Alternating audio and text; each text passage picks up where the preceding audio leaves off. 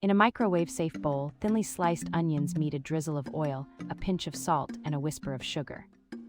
Heat on high for 4 minutes, stirring halfway, until they soften, turn amber, and release a sweet, inviting aroma. Stir in a splash of balsamic or plain vinegar, then microwave 2 more minutes for deeper color and caramel depth. Finish with a quick pinch of black pepper, and use the onions to crown burgers, pasta, pizzas, or tacos in moments.